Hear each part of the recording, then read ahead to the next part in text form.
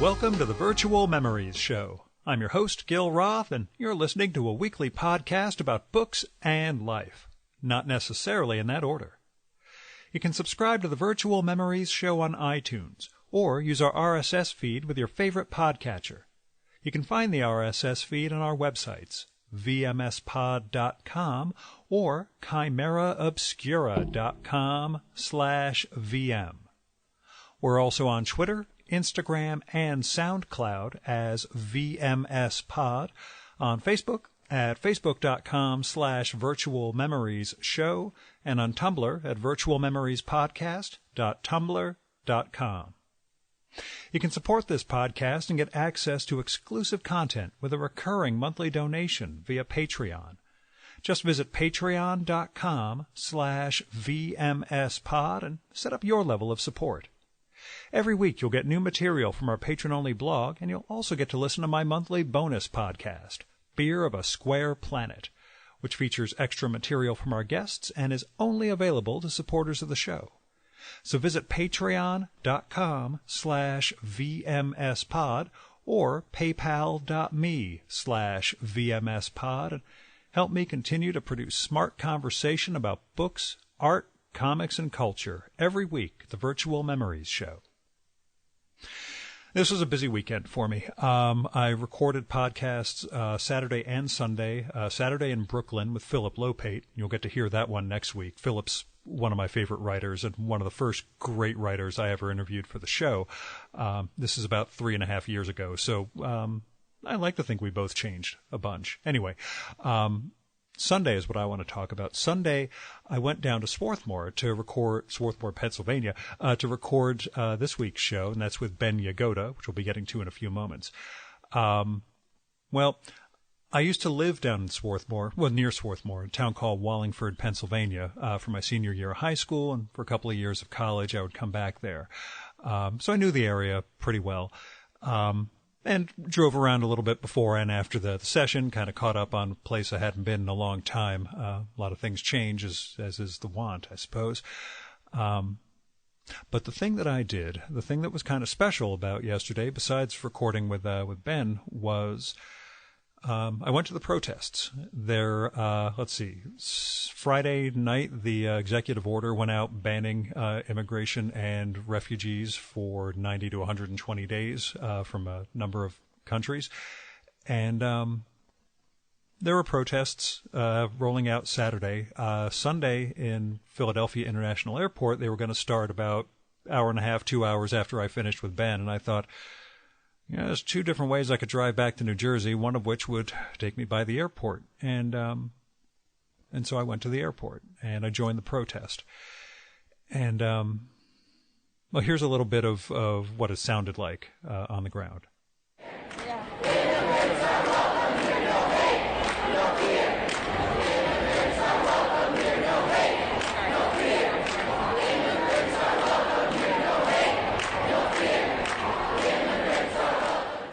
Now, according to the reports, there were about 4,000 or 5,000 people there. I can't gauge those numbers at all. I don't know how many people were still inside versus how many of us were outside. I left around 2:30, I guess, that day, and things were still building. There were a giant amount of cars trying to get to the airport from 95 when I was on the way out. I assume a lot of them were travelers or people going there to pick someone up, but I think there were a lot more protesters coming in too. So why did I go? I went because my mother used to take me back in the 1980s to protests to allow the immigration of Soviet Jews. We went to one. I remember going to one in Washington. Mom remembers taking me to one in at the UN in New York City, which is possibly the one that Fran Lebowitz talks about in the great documentary she did with Martin Scorsese, where she managed to offend an entire massive audience of Jewish women. Anyway, I went because my father was a refugee, and I believe that sort of executive order is not the America I want to live in. And so there were a lot of us there, a lot of old hippies, to be honest, a lot of millennials, a lot of people in between, a lot of people with little kids. Saw some old people in wheelchairs. Everybody was cheering them as they were being wheeled into the protest. All sorts of ethnicities. Saw a couple of Christian or Catholic clergy there. A lot of Jews. A lot of Americans, I guess, is what I want to say. A lot of Americans were there to protest, and I know they were at JFK, and they were at Boston, and out in San Francisco. And anyway, that is why it was a pretty busy weekend for me. Plus, when I tried to leave the airport, I decided I would go through the cash lane rather than using a credit card to pay because I had some idea of not being on the record as being there or something. I know they're scanning all our faces anyway, and we're all in some giant database. But on top of that, it bit me in the ass because I sat for a full 10 minutes behind the first car at the cash lane to leave the parking garage. Finally left. I roll up, ask the woman at the counter what the delay was, and she said she was trying to pay with a debit card that was stolen. And that's what happened. Apparently they had it out back and forth for a while until the clerk just gave up and opened the gate and sent the woman out because she was clearly not going to process a stolen debit card to pay an $8 parking fee. Anyway, that was my weekend. I had recorded 2 really fun podcasts. I protested and did a lot of driving. Anyway, so our guest this week, who I mentioned earlier, is Ben Yagoda. Ben is he's a really good writer who I've seen over the years at Lingua Franca, especially at Slate. And I got to meet back in December at the, there was an event at Labyrinth Books in Princeton for Michael Tisserand's new book on George Harriman called Crazy, with a K. And I was going to interview Michael down in New Orleans a few weeks later, but I went to the reading and panel in Princeton. And afterwards, Michael said, "I know you collect writers. I want you to go talk to Ben Yagoda. He's right over there, and go say hello, and you should get him on your show." And so I did. So I read a couple of Ben's books, as well as a whole bunch of his old columns, and the wonderful blog he keeps on the way Britishisms are invading American English. Maybe he wouldn't say invading, but I like the idea of a British invasion. The books include his most recent one, The BSide, The Death of Tin Pan Alley and the Rebirth of the Great American Song, from Riverhead Books. And it's a really neat book. It goes into where the standards came from, the quote-unquote Great American Songbook, why those types of songs kind of stopped being produced, I guess, in the years after World War II. And it's a really interesting story. He goes into the great writers behind it, the great musicians, as well as the market forces and other things that kind of led to the diminishment of those sorts of songs. And it also forms a really neat companion to a book I did in December of last year, The History of Rock and Roll, Volume 1, 1920 to 1963, by Ed Ward. Ed tells the story of rock and roll as it develops, and they work in parallel and in contrast to each other, I suppose, in seeing another type of music and how it existed and the way it evolved over time, and then the forces that led to rock and roll and singer-songwriters and a whole different world than that of the Great American Songbook.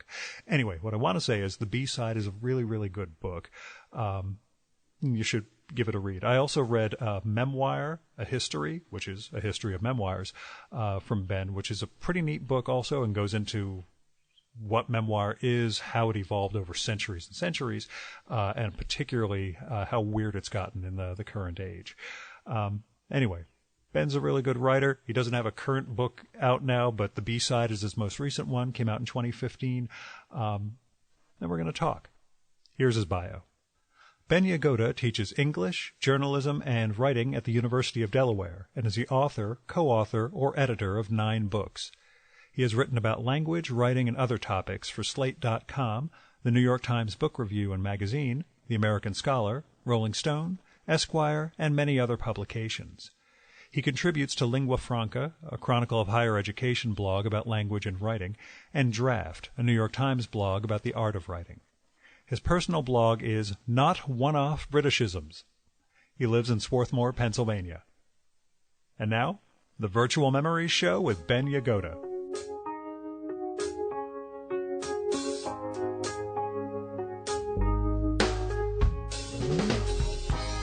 So speaking of Nixon, sure, we may as well dive into the fact that you have a Hillary sign out in front still. You teach journalism. I did. I have just retired from teaching. So, because I was going to ask, how do you approach journalism in this day and age? No, how would you approach it? It's a great question. And I just finished this past semester.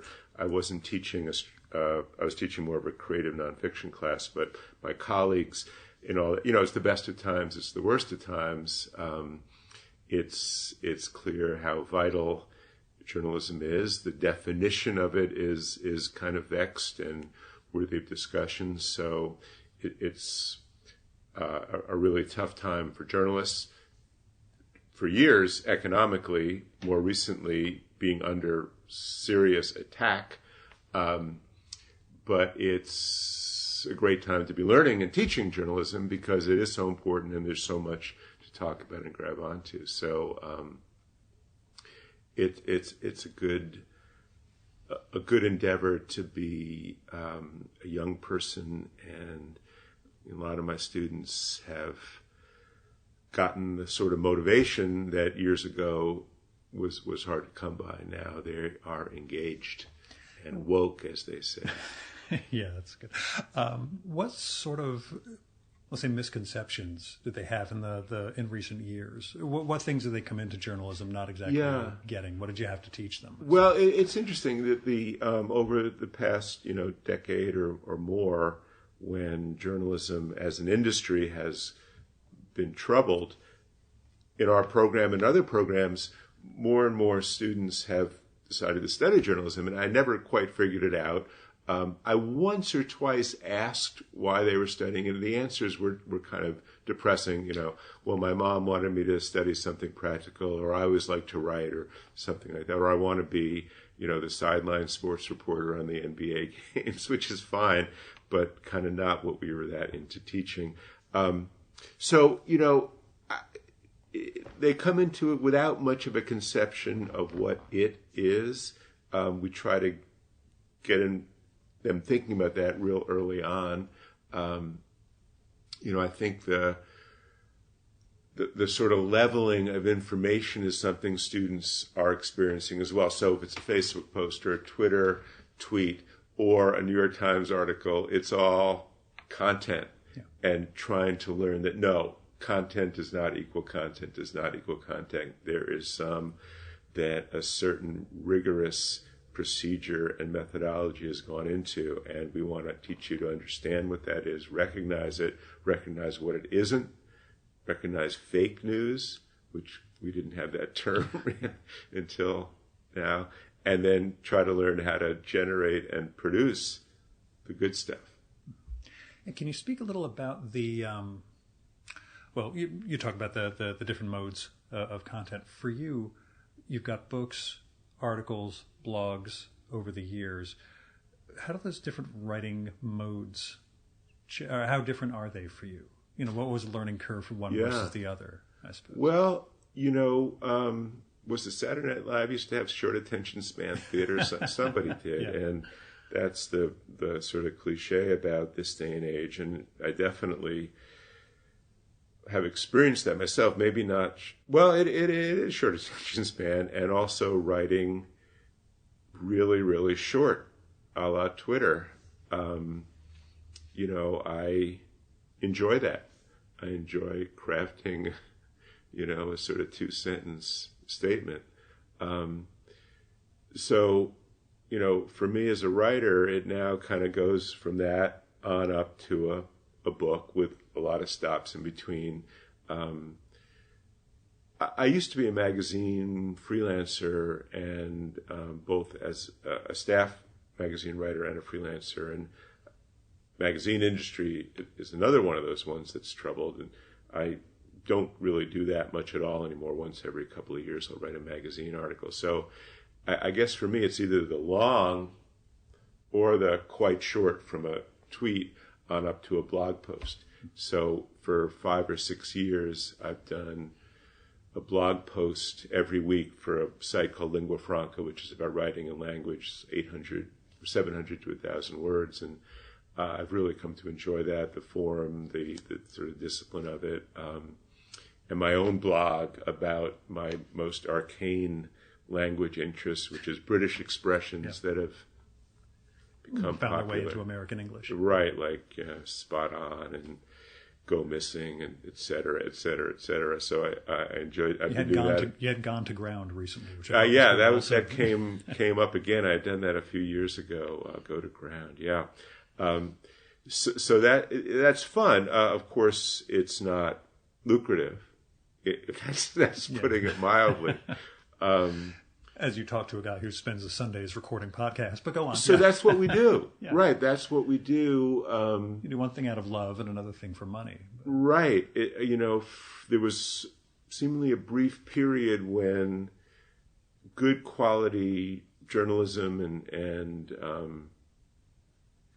other sorts of writing work, there was a market for it, or there was a place for it in the economy. Now that's a bit tougher. So people need to have day jobs and do what they do out of love, commitment, whatever. Creatively it works for me, and I've been lucky enough to have a day job teaching, which is now, as I said, come to an end. But it's not too depressing. Should I ask, what comes after teaching? Well, no, it's not depressing at all. Oh, it's more time for writing and for travel and for leisure stuff. I'm not a spring chicken anymore, so I'm going to continue writing books and blogs and all that, and we'll have more time for it. Probably the book writing time is not going to totally fill up the teaching time, so some of that time will be just fun and travel and leisure and playing tennis and things like that. So I'm excited. Did you watch Federer and Nadal this morning? Well, yes, and I was going to say I was just watching it on tape as you came in, and I really appreciate you not telling me. Oh, thank God! Okay, because I referenced it, but without yes, giving you and I was going to ask you. I won't say a word. Just beforehand, and I didn't think of it, so we kind of nipped in the bud. It was a wonderful match, and a great legend continued. Thank you. It is odd, again, in this day and age, so many interesting developments, but a lot of my time is spent trying not to find out the result of sporting events because I've got a tape. So I become very good. Like NPR, I'll be listening to it. And by the way, my NPR turn-off lunge has become much more adept with any, knocking the voice things over, of you can just zoom our right president to it. out. Certain things I don't want to hear out. And the newscaster said, in the Australian Open today, boom, done. So my reflexes have been pretty good. Well, the Australian is a particularly weird one because it's 12 or 14 hours off. So, everything that's happening there is, early morning for us. But, most sporting events, I figure, if they're in Europe, it's only a 6-hour time difference and we can adjust. But, right. No, it is a weird one, other side of the world. Let me ask back, the Britishisms making their way into American English, what does it signify? In general, that's all. That's when I write these language pieces. The what does it signify? It's sort of like, is it good for the Jews? That whole thing. What's the ultimate meaning? I take nothing as good for the Jews at this point. Probably not. Threat or menace. That's a little bit my weak point. In the language pieces, I really like to just sort of observe and tease out what's going on and where it maybe started.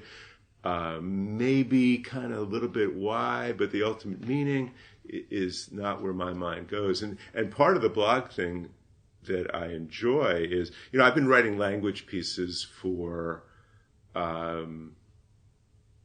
will be my roughly 40th year. I wrote my first piece for Newsweek was about the use of the word cute in their old My Turn column. I don't think they have that anymore. In 1978. I don't think they have a Newsweek anymore. But there's some Newsweek. I never know. I see references to it. I don't know what it is. and even before that, I wrote a couple of pieces on that subject. So it's been a definitely long time interest. I was a substitute for William Safire, I'm proud to say, on a couple of occasions in the Times Magazine. So the question or the note I get from editors in these pieces is more often than not, okay, but what does it all mean? Yeah. No. So the blog thing is great because I get to just say what I want and maybe a little bit of a suggestion, not that, final 2 paragraphs, which is kind of, I usually often find in reading other pieces lame anyway.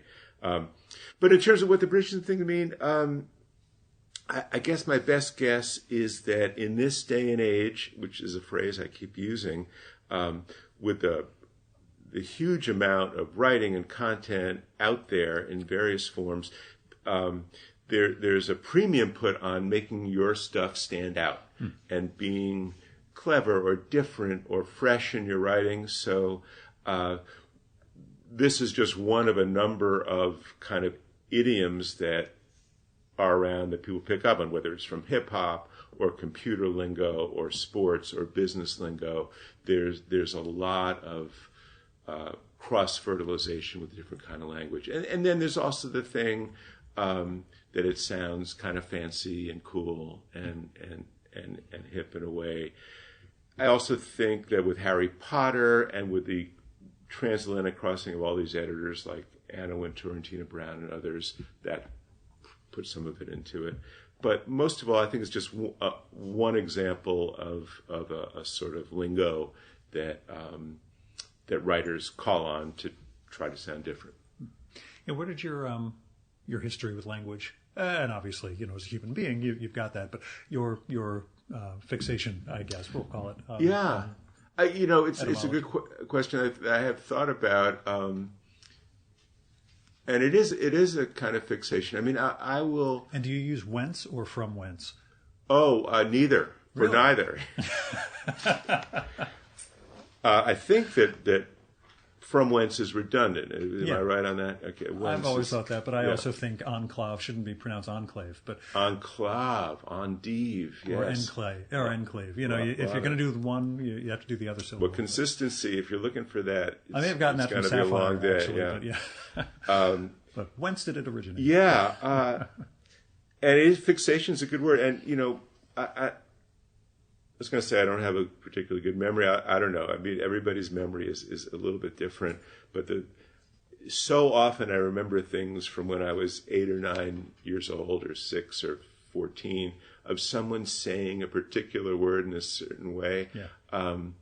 So even early on, my best guess about the reason for it, other than, I think it's just in some way a hardwired thing, that a proclivity like some people have for one thing or another. But more psychologically, I think it has to do with a bit of a befuddlement I have about people. I don't tend to, or I'm not good at reading people and their motivation and where they're coming from. And I think the language thing is an attempted compensation for that. So if I can't, it's like actors who act from the inside or from the outside. And the method, I guess, is getting inside the character's head. And others start with the watch fob and the clothing and the way they walk. And so I don't have that view to the inside. And out of sort of frustration or compensation with that, I tend to focus on the outside and work from that. And words are clothing? Words are, yeah, sure. Style is the man himself. I wrote a whole book about writing style, and the clothing metaphor is one that's been used for years about writing style, at least. And so I'm a cliche now. Is that what you're saying? No. You're a time-honored truth. Oh, thank God. Okay. Let me ask, when it comes to statements by Trump, by his staff, do you see a difference between reading those things in print and actually hearing them spoken? I honestly don't. I honestly don't. I think, in my column, the Lingua Franca language column, I've written a good bit about Trump and his use of language and the language that's used about him and by him. But not as much as I could. And, it's sort of, I don't know, it's too. It's too on the nose. His absolute corrupt and mendacious and false use of language. It's like, what do you say? And speaking, writing, they're equally horrible. Little things like his, all his misspellings. Of course, you can't misspell when you're speaking. And I guess the writing thing, the use of exclamation points and his misspellings and the quotation marks, just like a lot of my students who are weak writers, when they use a cliche, they'll think put it in quotes, it makes it okay. And Trump does that as well. Like he used that ridiculous phrase, what was it, American Carnage? Yeah. And then he referred to it in the tweet, and he said, and we're going to stop the, quote, carnage.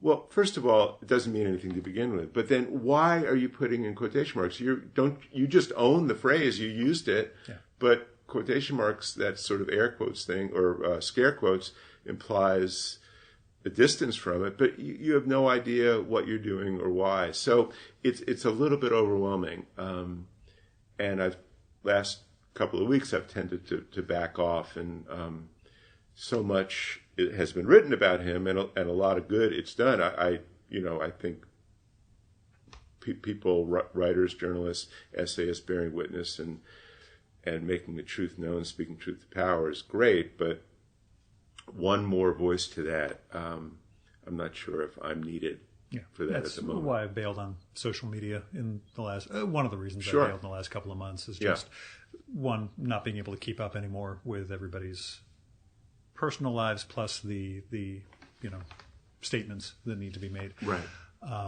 And two, what I have to say doesn't matter. Yeah. In that respect, so much as spending my time working on something like this instead. Right. Because at least this, I hope, will last, when the inevitable tweet leading to nuclear war happens, that some server will survive. It'll be there. Sure. Yeah. Aliens will come down and figure out, who is this Sam Gross guy? Why was he talking to him? Because there'll be old Jewish aliens who show up. Tell me about the writing life. Where did it begin exactly for you? Well, it's similar to my answer about the language thing, and I think it deep down from, I have a proclivity for words and language, and in my case, there was a conclusion that I wasn't good at anything else, and that's why there is that. No question. I don't like to impugn anyone else's character, so yeah. Drawn to good writers, Russell Baker was sort of my idol, and Calvin Trillin and people like that as a kid, Pauline Kael, but then had a facility, one of those sort of a talent or aptitude, whatever. And but then there's also that compensation thing that I mentioned with language. Not only am I befuddled about people's motivations and interiors, but I'm generally befuddled, and often am not quite sure what I think about a particular thing or in general. And writing, as many writers probably have said on your show, writing is a way to figure out what you think. Mm-hmm. You start with a sort of general, hunch or sense of things, and as you work on it, and, a lot of my work researching it, interviews, drafts, you kind of refine until that's what I think, and then you have the sort of pleasure of expressing it in as precise ways you can. talking is not my thing. I mean, I enjoy talking to you. It's fine. But your prose is much cleaner. My prose is much cleaner, and that's why I do it. That's why I can go over it 50 times and decide what the best result is. Did you have a prose stylist influence in particular? Was there a particular writer that you... Yeah, that's the person I'm most trying to emulate, not in content, but... Yeah, consciously, unconsciously, lots and various times. And, I mean, consciously, somebody that comes to mind is James Walcott, the critic. And for my book on style, The Sound on the Page, I interviewed about, I think, close to 40 stylists, and that was really fun. I mean, it's like it was one, and then I'll do another and try another, and it was like salted peanuts. And Walcott, he has these great metaphors. He's a master of metaphor, and I asked him about that. And a lot of writers, I would ask them what they do, why they do, and they say, I don't know. But he was analytical and thoughtful about it, and he said, well, I try to imagine a metaphor like a Warner Brothers Bugs Bunny cartoon, that it has that level of action and dynamism to it. So when I do metaphors, I think about Walcott. When you were doing that book, did you find that nonfiction writers were more analytical than fiction writers? A little or did you focus on a little. I did both, and I have that one at home. I haven't read it yet. Yeah, I had to choose two of your books sure. to read before this, and that was the one that I thought, well, that's not exactly him so much as the interviews too. So. Understandable. I remember Peter Carey, who's a really wonderful novelist, and also one of the reasons why I asked him if he would talk to me is that there's like a Hemingway. For good or ill, his style is the same in each book, and finally that became a problem for him. But Peter Carey, it's different every time, and so I thought that might be interesting. And he basically was, it's a good question. I don't really think about it. I just do it, and that sort of answer. I mean, some people just said, no, I don't want to do the interview because of that. Others said, yeah, sure, I'll talk. And that became the answer. A little more common with the fiction folks. And fiction is more complicated for style because there's so much dialogue, sometimes first person. So you're getting that voice or style of that character who's the narrator. Because I found with doing the show also that novelists and fiction writers can be a little more difficult to talk about their own work. Right. Whereas nonfiction, you have the subject plus the writing, and it's a little more... It can be more conversational. Well, I think, and in the memoir book, that's one of the reasons, people told me, and I sort of realized that memoir became so popular, is that it's great on Gil Roth or Terry Gross or NPR because it's your story, and you can send the eye out on a book tour. I think you said exactly. It's a great interview. Whereas with fiction writers, it's like, is it autobiographical, which is the cliche question of all time, and number two is, where do you get your ideas? Where do you get your ideas? How many hours do you work? Pretty boring things. And I hate I think I mentioned earlier the phrase creative nonfiction, which I hate. I was going to ask because I interviewed Chris Rose, this journalist down in New Orleans, this past summer. And he wigged over that term. He basically, you're the nonfiction or you're he complained about a monologue series that was, I think it said The Moth. It was the truth as they see it, or something like that. And he's like, no, that's fiction. Yeah, you tell nonfiction or you tell that's fiction. That's actually not my objection to it, although I understand that. Because I just say, if it's nonfiction, it is nonfiction. To me, the word creative doesn't mean taking liberties. But what my objection is the same as, my language fixation, as to the phrase white trash. It implies that normally whites aren't trash, and the opposite, the alternative to whites are trash. There's an expectation of that. So it implies that regular nonfiction is not creative. We have to say creative. Yeah. And as a nonfiction writer, I resent that. That being said, what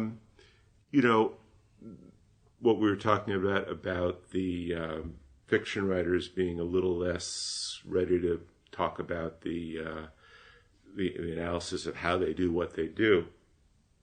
The more air quotes, non-Donald Trumpian quotes, creative,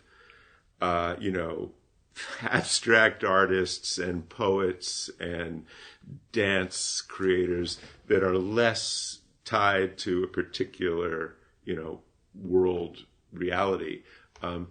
There's more that idea of the artist as in a sort of creative trance or sort of self-contained. That we nonfiction chroniclers of the world are more tied to the world. So all that being said is the people who are the nonfiction writers were a little more ready to talk about issues like style. Yeah, I mean, one of the first guys I'd ever recorded with, somebody I'd known for a whole bunch of years, Ron Rosenbaum, who nonfiction, but it's very much about the investigation of a phenomenon and what other people's experiences of phenomenon mean. Absolutely. It's similarly the first book that I read of yours, the BSide. You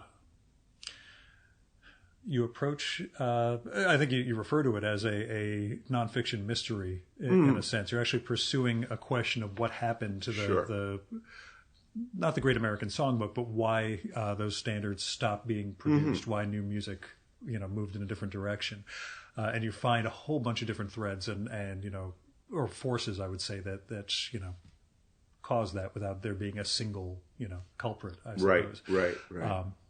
So while you're doing nonfiction, and it's not the creative nonfiction in wacky quotes, there's a significant act of interpretation, it seems, in what you're doing. And I don't know if that carries a thread, or if that thread carries through the rest of your Sure. nonfiction work. And I mean, it's talking about this book and Ron Rosenbaum, who I'm a big admirer of, and Kevin Crane and I edited an anthology called The Art of Fact.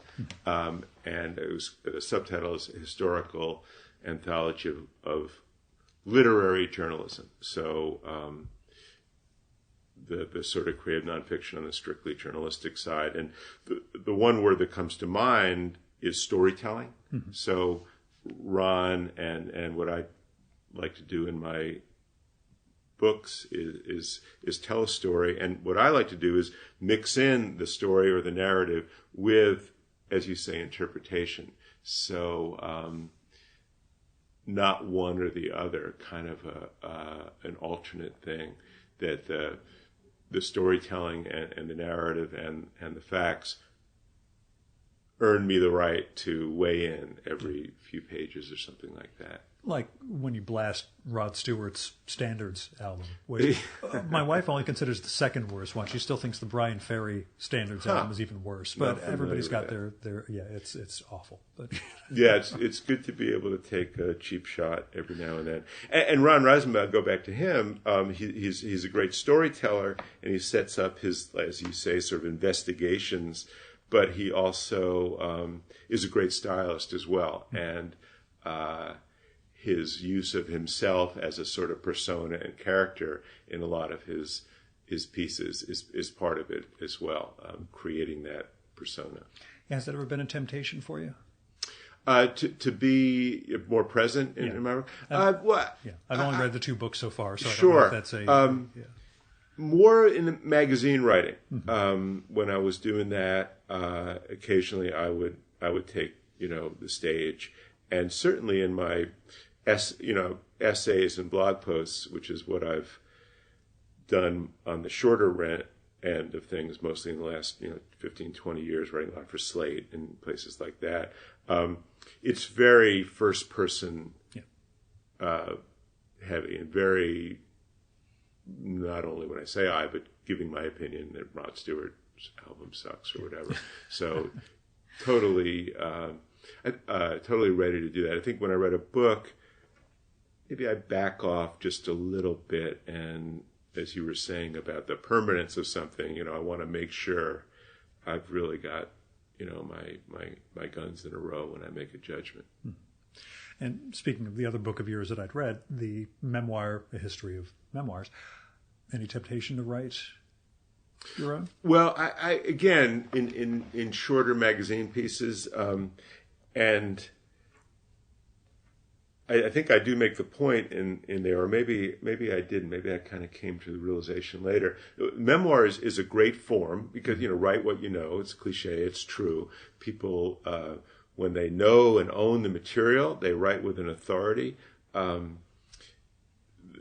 sort of fallacy has been that this work, in the memoir boom of the past 20 plus years, has too often been in the form of a book. And a book is a really long thing. Yeah.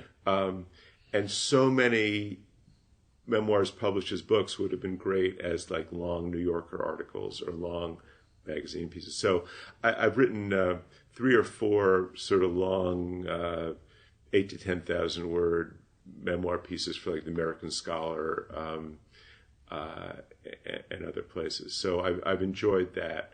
I'm pretty sure I don't have a book-length memoir in me.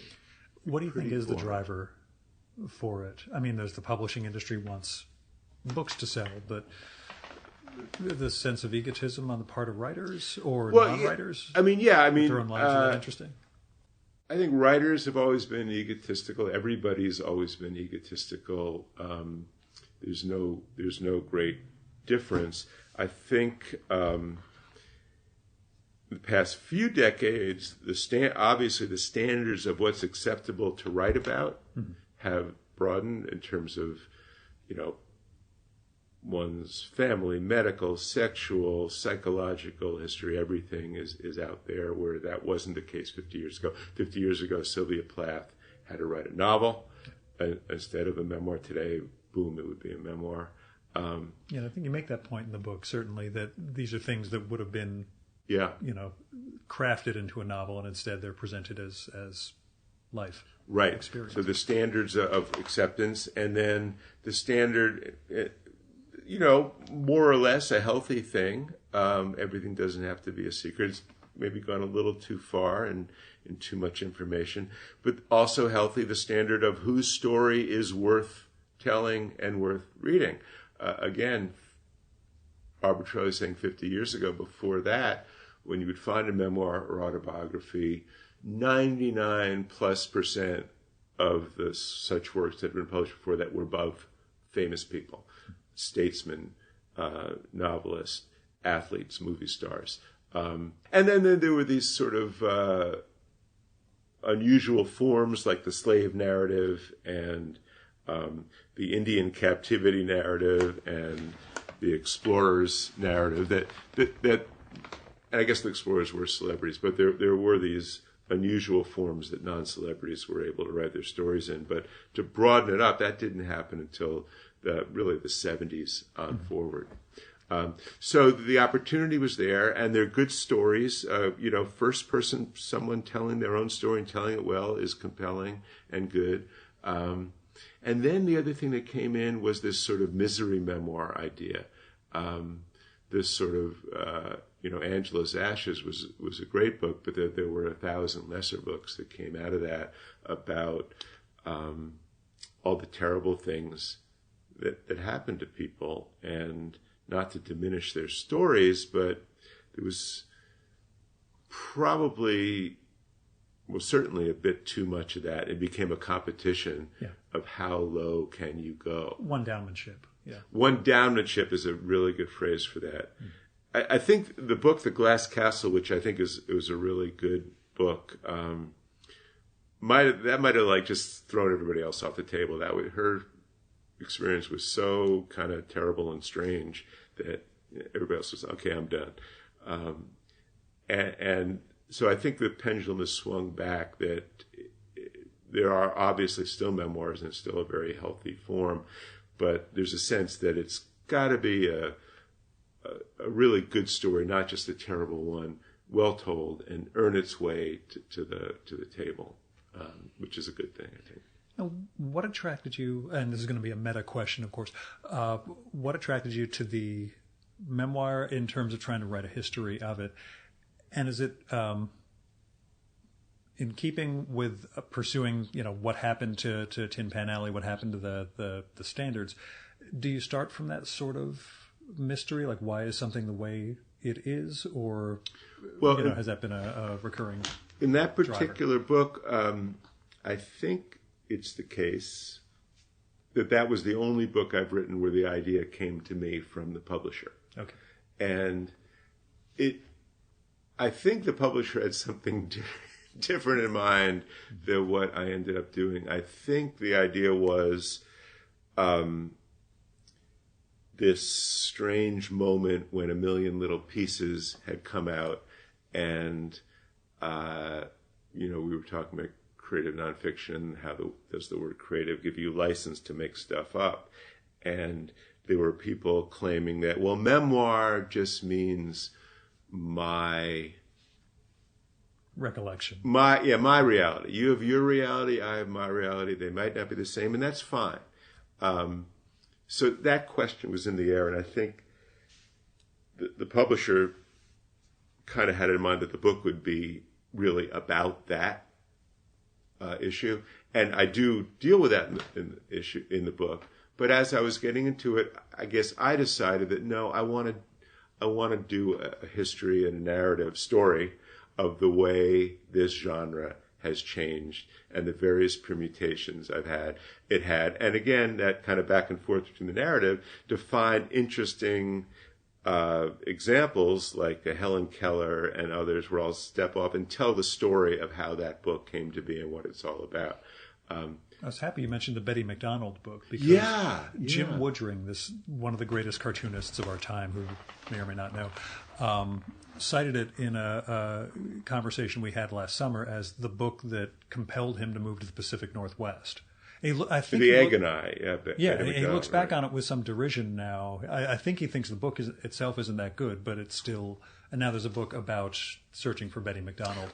That was important to. It's just funny to me sometimes the threads of the conversations I have and how they tie together. So, finding a book like that, and that again was we talked about the cases where non-famous people were allowed to and did write their own life stories, and Betty McDonald, The Egg and I was one, and there was this strange subgenre of this sort of female written domestic comedy. And Shirley Jackson, of whom there's a recent biography who you should interview the writer of, did similar books as well about, and Please Don't Eat the Daisies, which became a movie and a TV show. And when you look into these books, it very often, if not usually, turns out that the reality was totally not very funny and grim, and there were sort of divorces and domestic abuse that were never mentioned. So that became, I think, much or most of a chapter that I was able to write about the book. So it's really fun for me to find stories that haven't been told and be able to tell them for the first time. That's the thing, I think, in writing books that have some relation to a larger meaning. That's the thing that's most fun for me. Yeah, how did your editor react when you took the memoir book in a different direction? He was okay with it. He was okay with it, yeah. I mean, I think it wasn't just plapped on his lap. Surprise! He saw that as it was going, and he was fine with it. Were you raised, going back to the B-side, were you raised on WNEW AM? Actually, no. Okay, because I was. I Make-Believe Ballroom, Jonathan Schwartz, that whole thing, that was... Well, I got into Jonathan Schwartz when he was in WNEW FM as a rock and roll jockey, the early days of... how old are you?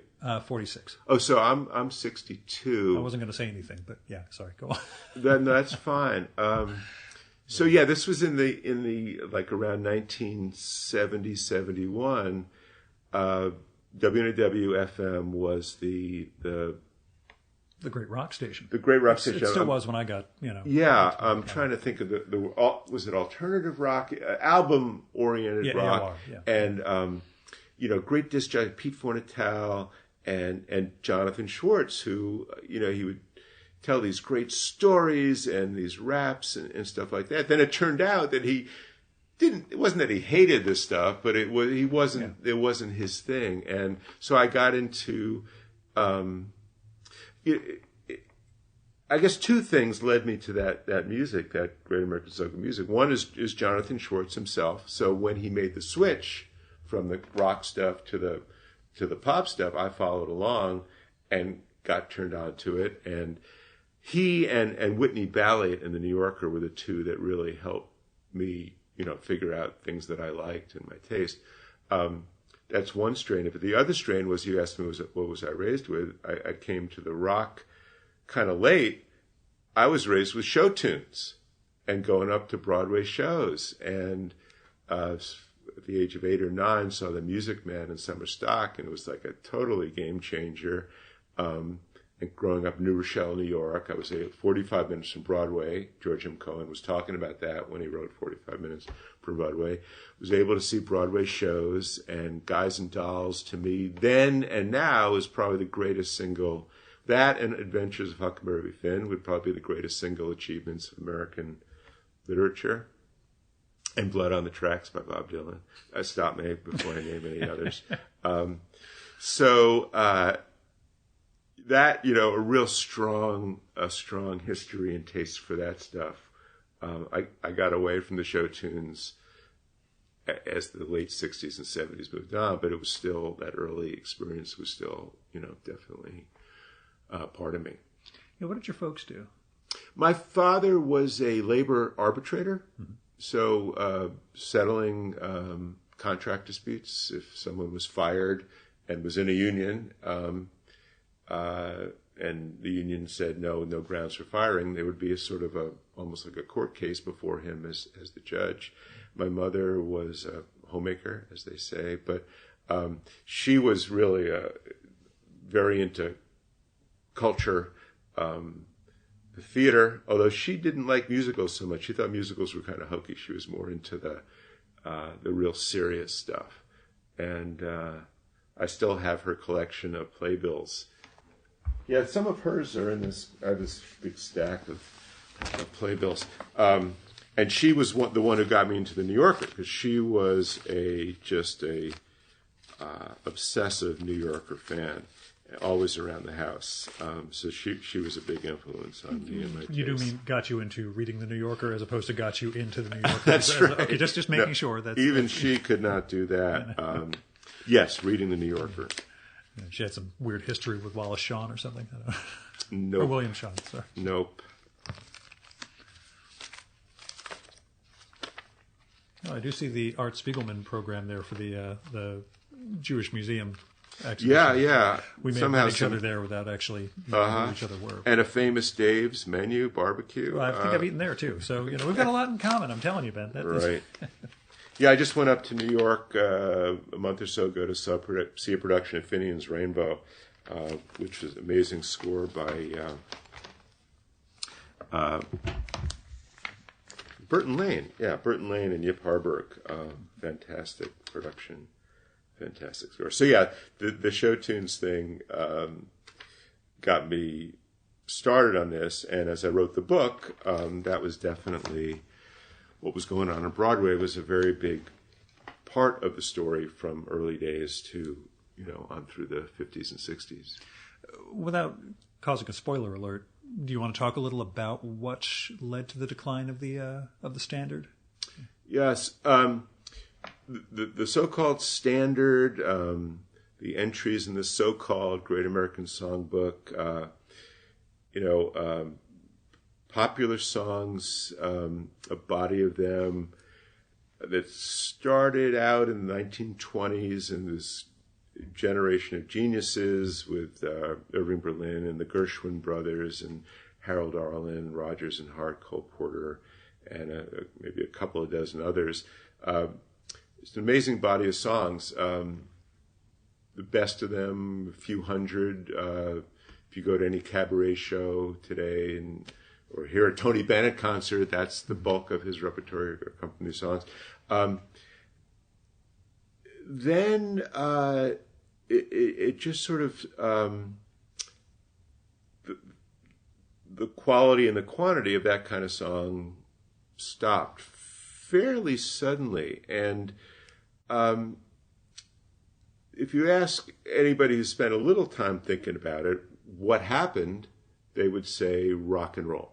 That rock and roll, Elvis and the Beatles and so forth, booted these songs off. It turned out, as I was starting to do the research for the book, that's really certainly true to that, but an oversimplification. That as early Elvis came around about 1955, 56, as early as 1946, 47, 10 years earlier, people were bemoaning there are no more good songs. They didn't use phrases like American Songbook, but I think they did use standards. And what's happening to songs? Frank Sinatra was complaining that there was nothing for him to sing. So again, in terms of storytelling mixed in with a sort of subject to interpretations, that got me sort of started. So there's a story there, as you were saying early, a sort of mystery detective story. What happened? What killed the songbook? Long roundabout way to answering your question, which is no one thing, no one easy answer. I guess without rehearsing or going into the whole content of the book, the best one-word answer is jazz. Changes in jazz, that in that really fertile period of the 20s, 30s into the 40s, there was this amazing relationship between songwriters and jazz musicians, that the songwriters understood jazz, and especially like a Gershwin and an Arlen, and wrote so that these great instrumentalists could interpret it. Instrumentalists took the songs and did amazing improvisations with them. People danced to it. You can really dance to it, as they said on American Bandstand, was true then. So that aspect, that rhythmic aspect, was a part of it as well. So it was like a virtuous circle going on. Broadway and Hollywood were sort of humming with these great musicals that needed great songs. After World War II, all those things kind of fell by the wayside. Jazz in particular, for 10 years before, the instrument of jazz, instrument figuratively, was the big band. Glenn Miller and Count Basie and Duke Ellington. And after the war, for economics and other reasons, the big bands just kind of went by the wayside. Couldn't afford to go out on the road. People weren't that interested in going out and dancing. They were replaced by Charlie Parker and bebop and that kind of jazz, which was great, but not so much based in song and not dance-oriented. And then just, the other thing I'll mention is this amazing group of talents that came along in the 20s and 30s. Nobody could top that. There couldn't be a new generation coming along as great or greater than them. And these guys, almost all of whom were guys except for Dorothy Field.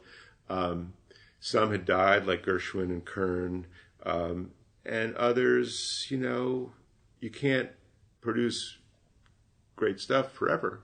Although you do cite near the end, in a sort of coda, basically like a 3-month span of Motown, where it was like the Jack Kirby, Stan Lee Fantastic Four run, where it was just like month after month, it was just like knockout after knockout. Yeah. But yeah, that's a bit of a coda to the book, and the subtitle of the book is The Rebirth of the Great American Song.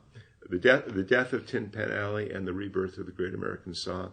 And so the rebirth aspect is two things. One, pretty much when this tradition pretty much at the moment when this tradition was kind of just about gone in the late 50s, there became this recognition that it was a tradition and that it was a canon of great stuff. And people like Sinatra and Tony Bennett, Mel Torme, Sarah Vaughan, Ella Fitzgerald started producing records albums that were great albums, the content of which were songs that were written 20, 30, 40 years earlier. And that continues today. The other part of the rebirth is after rock and roll hit and there was this sort of, the dust had cleared,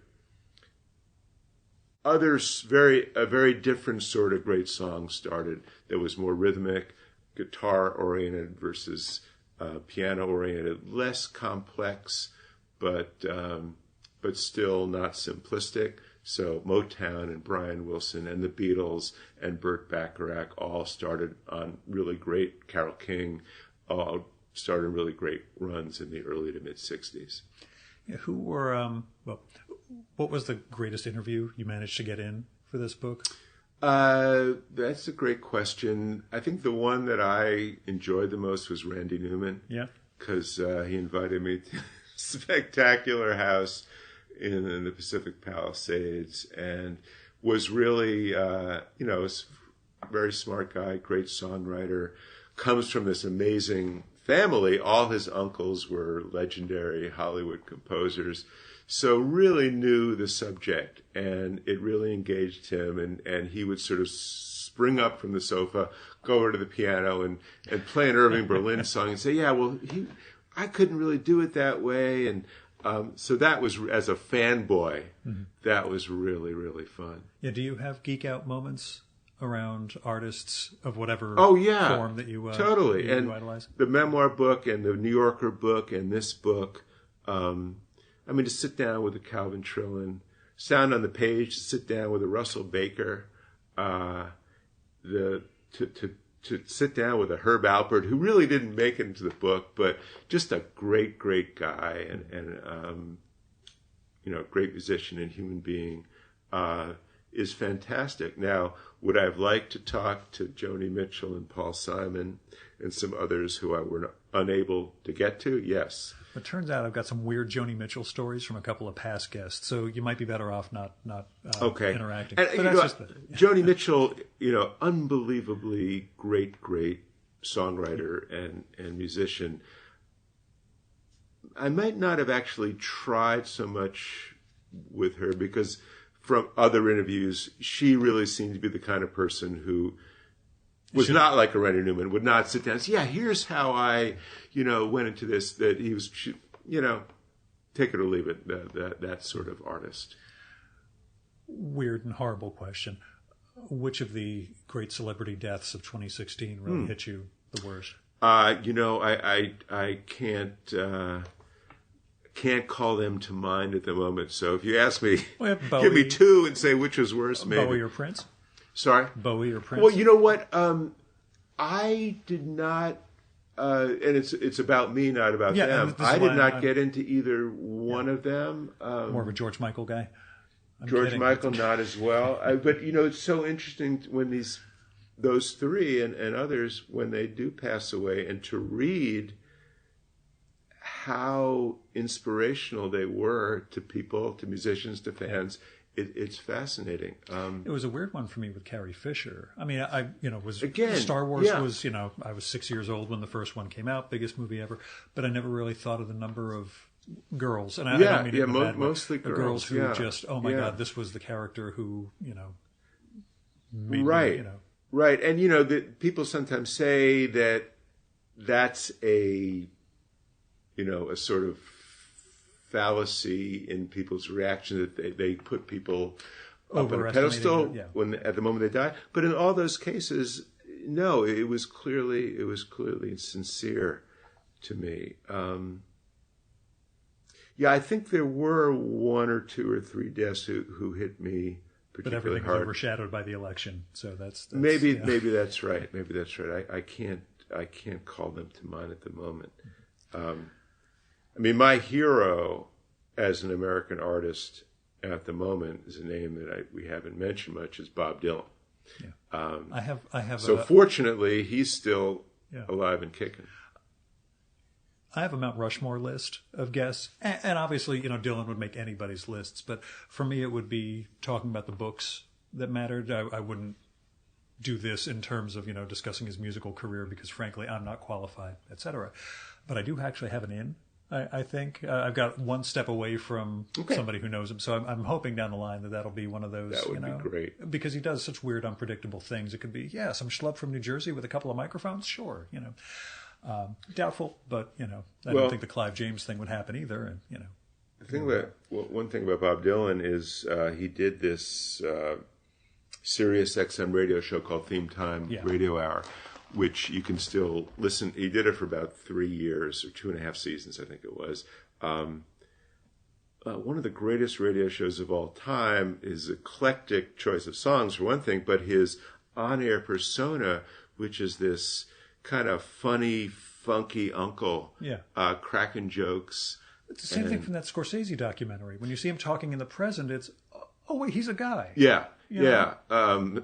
Right. Well, I'm sure has his own mythology and understands the weight of it all, but at the same time, you can step back from that. In terms of interviews, I mean, I think that would be a tough one. Scorsese got him to be kind of normal, but he has been... Bob Dylan. Bob Dylan has been, clear that he's been Bob Dylan. He's been Bob Dylan, and interviews are not his thing. So good luck on that. So it would be more about talking about the book, particularly the books that he cites in Chronicles and the memoir, as opposed to trying to do being Bob Dylan so much as who were you reading and what did it mean to you. I think it would be great. I would listen to that. Yeah, I kind of figured that's my drop the mic afterwards and walk away. I'm done. I finished the podcast now. Right. But we'll see. You again just finished your career as a professor. What were your kids reading coming in? Like, what did you see as the literary influences on the young? Well, and why don't they read more of our? I'm just kidding. Go on. It's I think I mentioned earlier about not asking them why they're in journalism class because they didn't want to hear the answer. Mm-hmm. Same goes with what they're reading.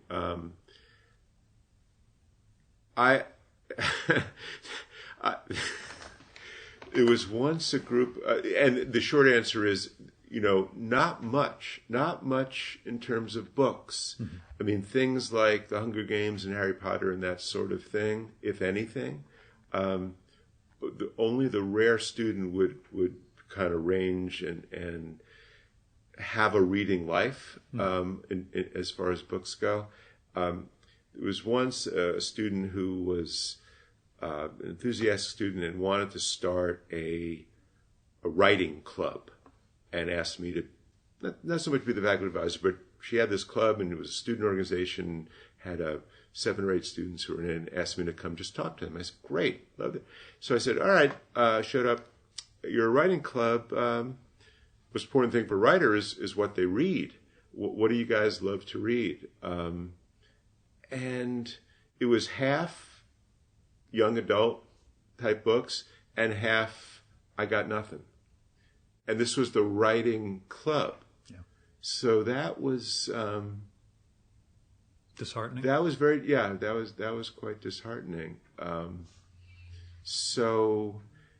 And I do feel that if you do want to be a writer, as many people do, or say they do, mm-hmm. and I think do, that reading is the most important thing.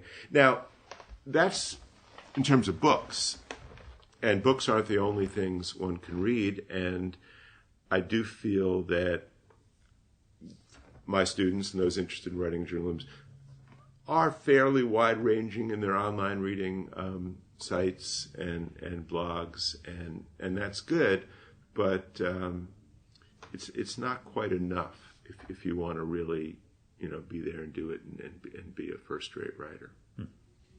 And so you've just abandoned them now. You've left. You retired. You leave them to their fates. Is that it? Well, I'm here. I'm reachable, and I will always. I'll respond to anybody who. I've got a list of books for you. Trust me, you should read these. I assume you do have, beyond the syllabus for your classes, that you have a sort of.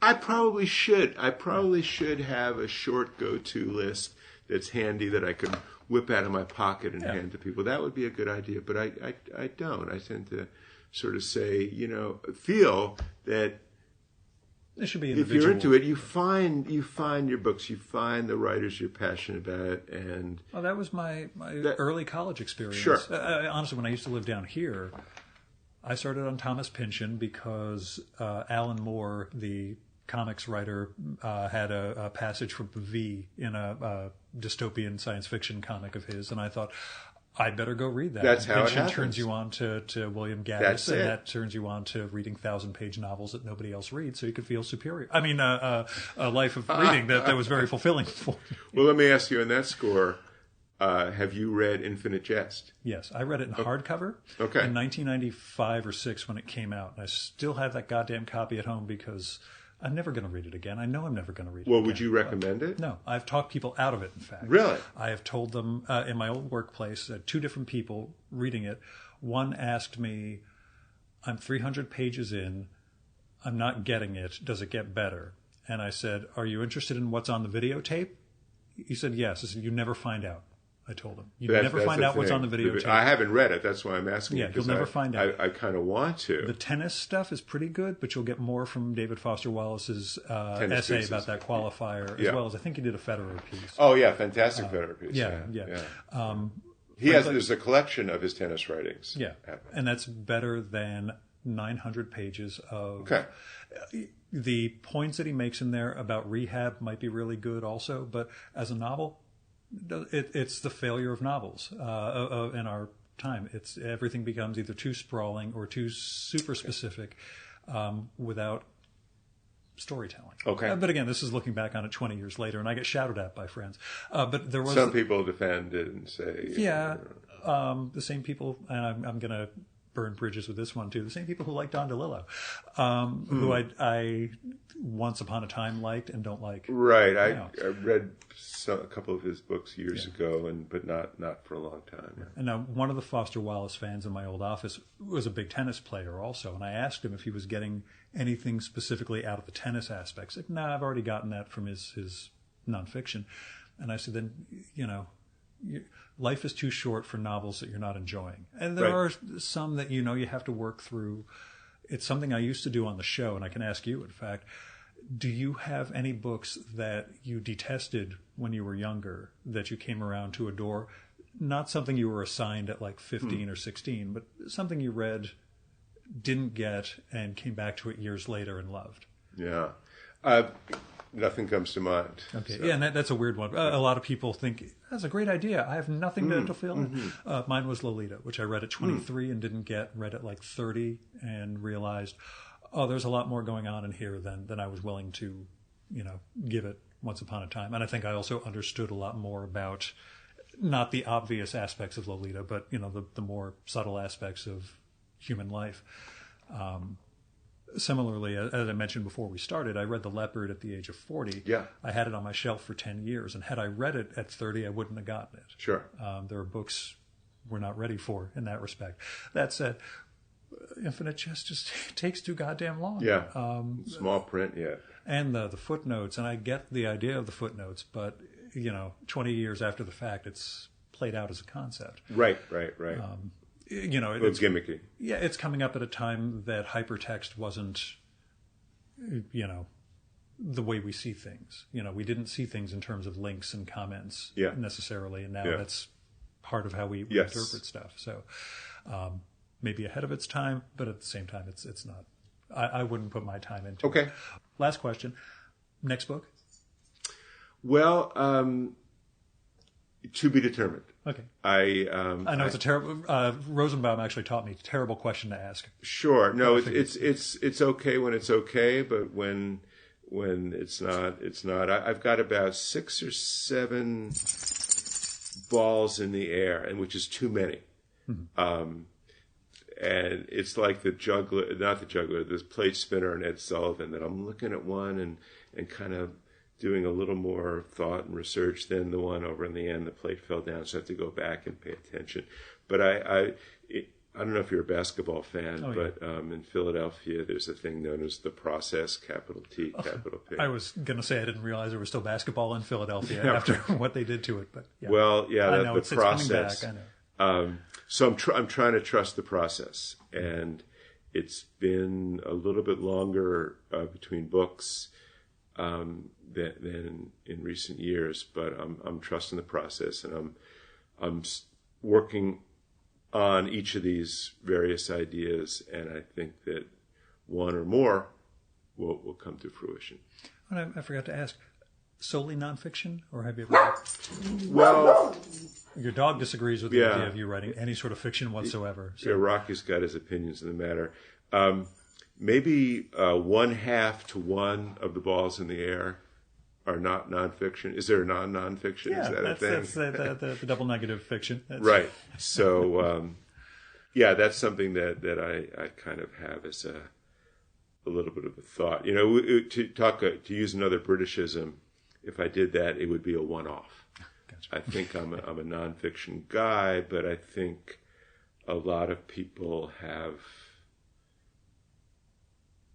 either one solid memoir in them and or one solid work of fiction in them. So maybe that'll happen. Understood. I have nothing solid whatsoever, but no, it's nothing solid. But I'm fine with that. Everything is kind of cloudy. That's the way I like it. Ben Yagoda, thanks so much for coming on the Virtual Memories Show. Thank you so much. It's been a great pleasure.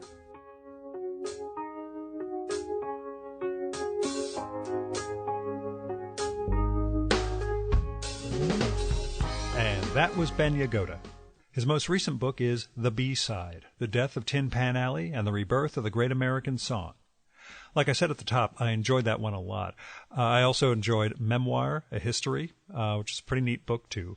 I'm looking forward to reading a couple of other books of his. The Sound on the Page, the one where he interviewed a whole bunch of really great writers about their style and voice. And I'll probably also read About Town, his book on the history of the New Yorker, because that'll be right up my alley. So you should pick up Ben's books. You should also visit his website, benyagoda.com, so you can follow his work. He's a heck of a writer. And that's benyagoda.com.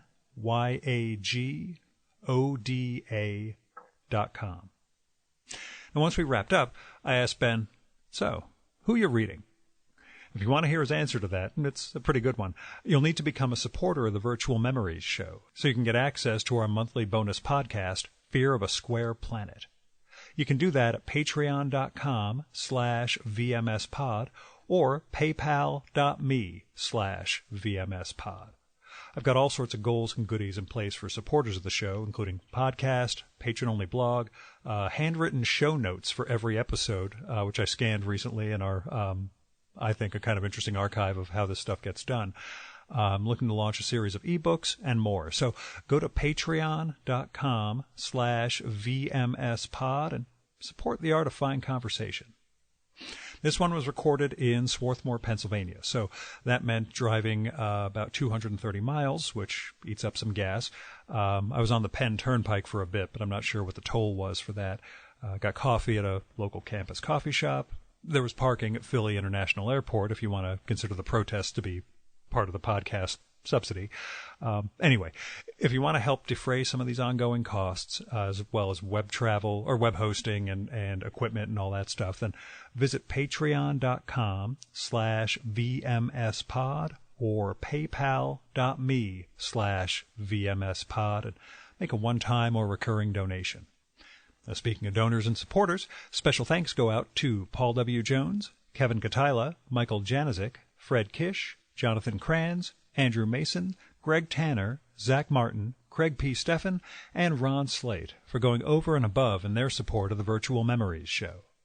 Got the full list of show supporters at chimeraobscura.com/VM, so go check that out. Our music for this episode is Nothing's Gonna Bring Me Down by David Bayerwald, used with permission from the artist. David's got a reunion project going with his great 80s band, David and David, and you can find out more and support that at facebook.com/DavidandDavidMusic. And that is it for this week's Virtual Memories Show. Thanks so much for listening. We'll be back next week with the great Philip Lopate, who has a fantastic new book out called A Mother's Tale. Until next time, I just realized the pun of that. You're going to find out next week. Until next time, you can subscribe to the Virtual Memories Show and download past episodes at the iTunes Store or at soundcloud.com/VMSpod. You can also find all our episodes and get on our email list at either of our websites, vmspod.com or chimeraobscura.com/vm. The email's kind of fun, so you should sign up for that. You can also follow the Virtual Memories Show on Twitter and Instagram at vmspod, on Facebook at facebook.com/virtualmemoriesshow, and at virtualmemoriespodcast.tumblr.com. And if you like this show, please tell people about it, get people to download it, get people to write little pieces about some of the interviews that I've done, or maybe you want to quote an excerpt or two from it if it's about something that touches on a subject you like. But what I'm saying is, get me more listeners. I could really use it. Also, go to iTunes, look up the Virtual Memories Show, and leave a rating and review for the podcast there, and that'll help us build a bigger audience too, at least according to Apple. Till next time, you've been listening to the Virtual Memories Show. I'm your host, Gil Roth, and you are awesome. Keep it that way.